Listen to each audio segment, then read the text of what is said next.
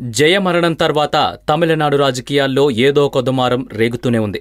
ఒకదాని తర్వాత ఒకటి ఏదొక సమస్య తమిళులకు నిద్ర లేకుండా చేస్తోంది. అయితే రీసెంట్ గా జయలలిత ఇంట్లో ఒక అస్థిపంజరం బయటపడింది.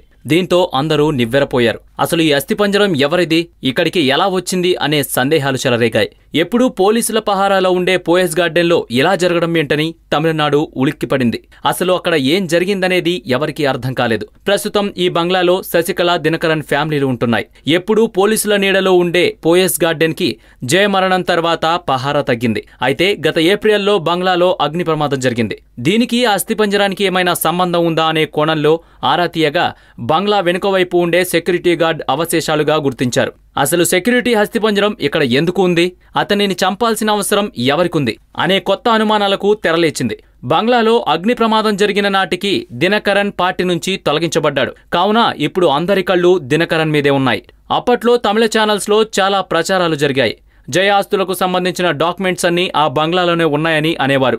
ఒకవేళ ఎవరైనా ఆస్తిపత్రాలు దొంగిలించే ప్రయత్నంలో సెక్యూరిటీ బలయ్యాడా అనే దానిపై అనుమానాలు వ్యక్తమవుతున్నాయి.